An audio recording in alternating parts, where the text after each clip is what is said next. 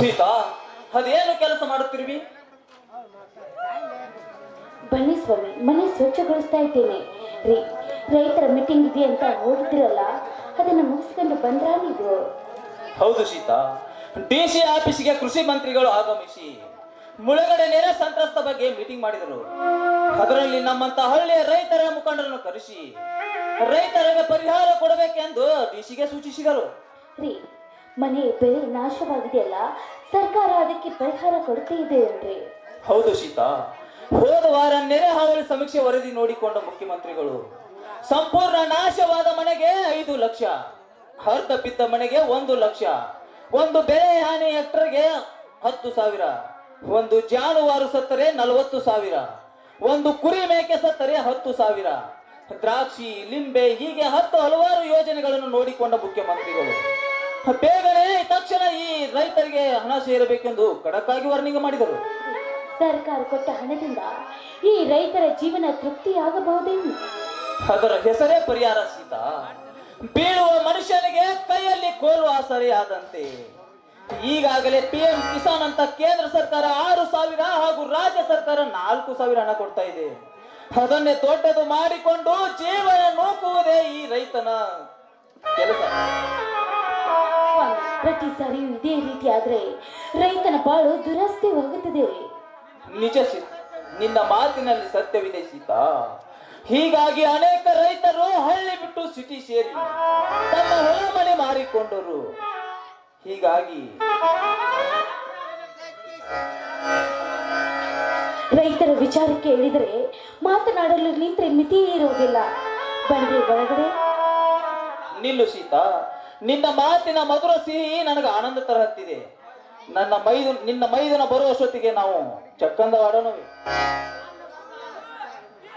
ಅನ್ನದಾತನ ಆನಂದದ ಮಾತಿನ ಮುಂದೆ ಈ ನಿಮ್ಮ ಪ್ರೇಮ ಲೋಕಕ್ಕೆ ಪರಾಭವ ಇರುವುದಿಲ್ಲ. ಬನ್ರಿ ನೀವು. ನಿನ್ನಂತ ಶ್ರೀಮತಿ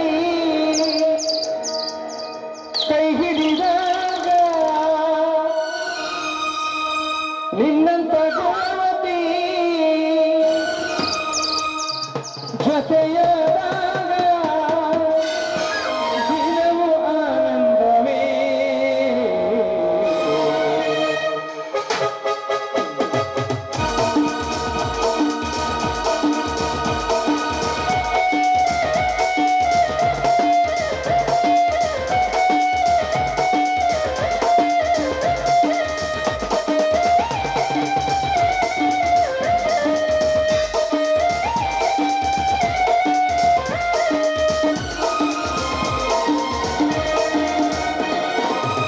ನಿನ್ನಂತ ಶ್ರೀಮತಿ ಕೈ ಹಿಡಿದಾಗ, ನಿನ್ನಂತ ಗುಣವತಿ ಜೊತೆಯಾದಾಗ ದಿನವೂ ಆನಂದವೇ. ಒಂದೊಂದಿಗೆ ನಾವು ಸೇರಿ ಹಾಡುವಾಗ, ಒಂದೊಂದಿಗೆ ನಾವು ಕೂಡಿ ಹಾಡುವಾಗ ಬದುಕು ಸ್ವರ್ಗವೇ.